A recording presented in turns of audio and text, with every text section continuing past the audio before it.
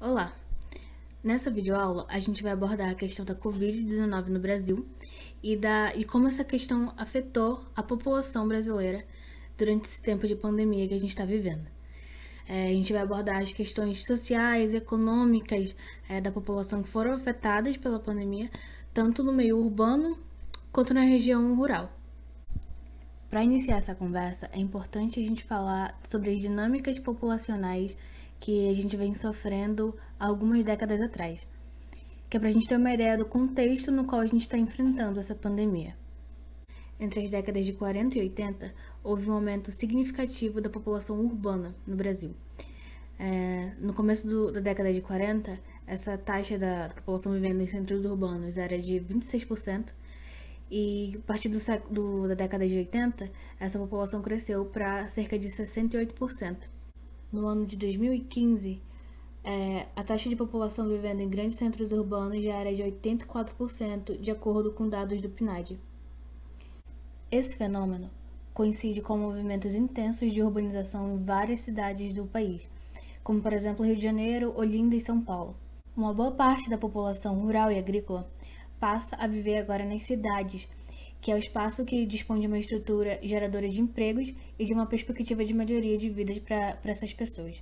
É no período do pós-guerra que se dá uma grande explosão das taxas de natalidade no país. A população passa a crescer não somente nas regiões urbanas, mas também nas regiões rurais. Tem um autor muito famoso da geografia que se chama Milton Santos. Talvez você já tenha ouvido falar sobre ele. Ele fala sobre um tal de meio técnico-científico informacional. Mas o que é isso? O que isso tem a ver com população e pandemia? O meio técnico-científico informacional é o espaço formado por um conjunto de saberes, técnicas e informações que permitem a existência de sistemas essenciais ao espaço geográfico que a gente vive hoje. Quer dizer, os conjuntos de transportes públicos e privados que permitem nosso deslocamento entre um estado e outro, uma cidade e outra, até um país e outro. O sistema econômico vigente, o sistema de internet que a gente utiliza, que a gente está utilizando agora no momento, inclusive. Enfim, as relações de trabalho existentes, tanto no meio urbano quanto no meio rural também, que são interdependentes. Todos esses sistemas, eles são criados, eles dependem desse fenômeno citado por Milton Santos. Esse contexto científico, informacional, de que ele fala, é o que permite que hoje nós tenhamos, por exemplo, as vacinas que foram criadas em laboratórios e são distribuídas por vários países. E esse espaço, ele exige cada vez mais uma circulação muito grande da população. O trabalho da população, a dinâmica social e econômica empreendida por essa população no espaço, que faz com que esses sistemas todos existam e continuem funcionando. Muito se discutiu sobre as condições de circulação e de trabalho dessa população durante os períodos mais cruciais da pandemia, onde foi exigido o isolamento social para que se diminuísse os índices de proliferação do vírus. A gente sabe que essa foi uma estratégia que não deu muito certo, justamente por uma parte dessa população, os mais pobres, não terem outra alternativa a não ser se deslocarem até os seus empregos, passarem por transportes públicos abarrotados, aglomerações, enfim, situações totalmente propícias à infecção pelo vírus. Então, é nesse sentido que a gente consegue ver muito bem desenhado no espaço geográfico as consequências das desigualdades sociais existentes nele. Olá, gente! Hoje vamos acabar discutindo o contexto da pandemia juntamente com a economia global e até mesmo aqui no Brasil. Bom, primeiro o professor da Universidade de Economia da Universidade de São Paulo, José Francisco, ele acaba caracterizando e fazendo uma comparação entre a pandemia que a gente viveu em 2009 com a H1N1, juntamente com a pandemia que a gente vive atualmente, que seria a do novo coronavírus. Bom, ele diz basicamente que em 2009 a gente via um contexto diferente, onde o mundo estava saindo de uma crise de 2008, uma crise mundial, mas que em 2009 a gente tinha uma crescente econômica, e diferentemente do que a gente vive nos dias de hoje, onde a China vinha de uma diminuição econômica. Juntamente com ela, a gente tinha a Europa e os Estados Unidos.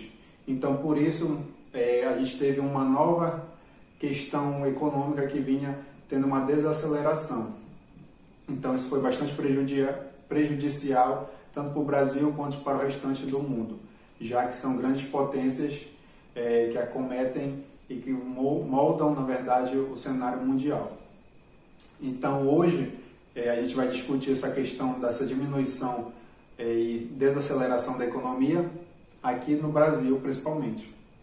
Bom, segundo o Ministério da Economia, ele acabou caracterizando 5 setores estratégicos da economia que houveram uma perda maior se comparado às demais.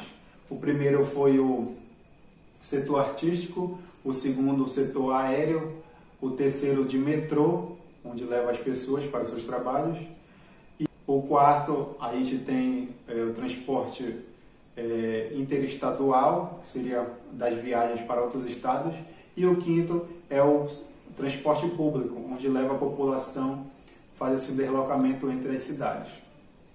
Então, o que a gente percebe atualmente aqui no Brasil, principalmente?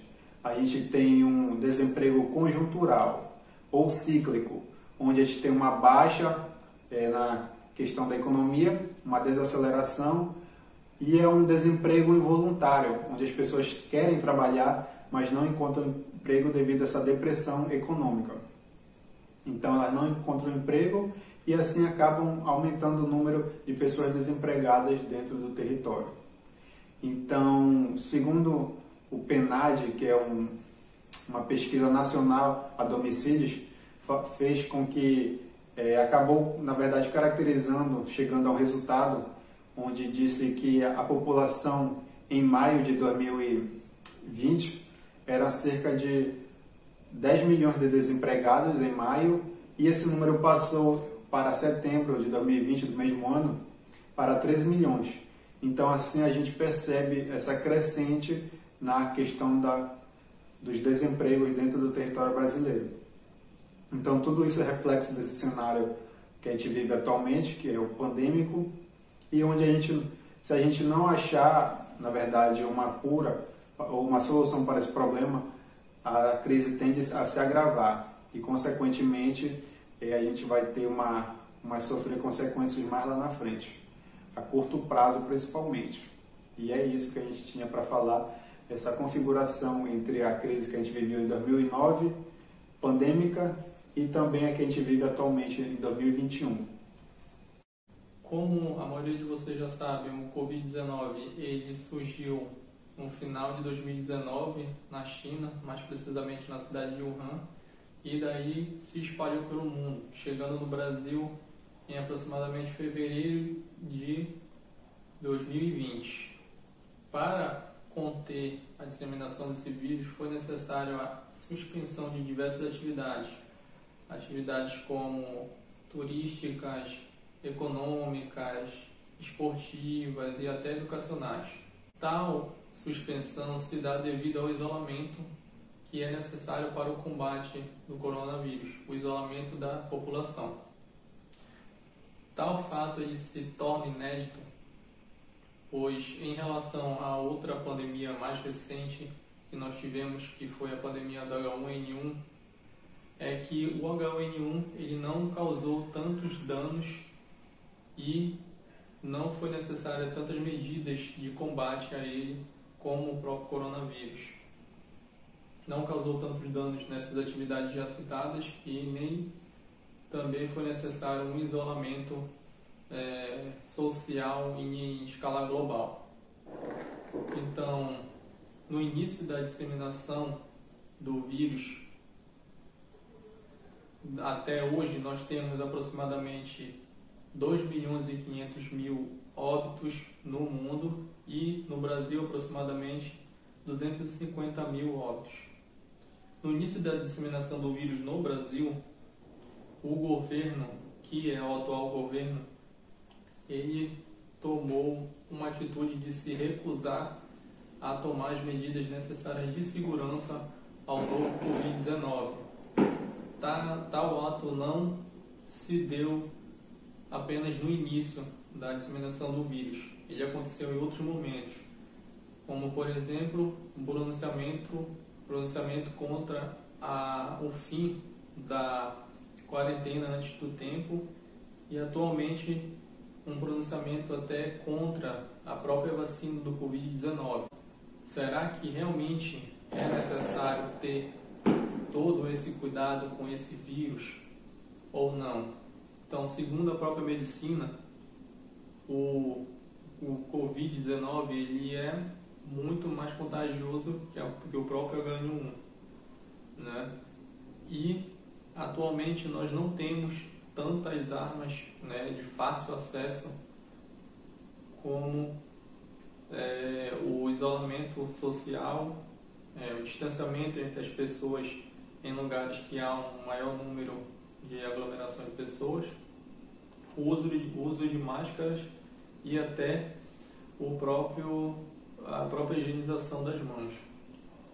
Então, tais fatos fizeram com que o Brasil se posicionasse entre o terceiro país com mais número de óbitos do mundo e também o país que tem o nível de contágio 3 vezes maior que em relação a outros países, segundo a BBC News de São Paulo.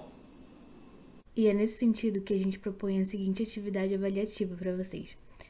Argumente de maneira breve de que maneira a população brasileira recebe as consequências da pandemia no Brasil.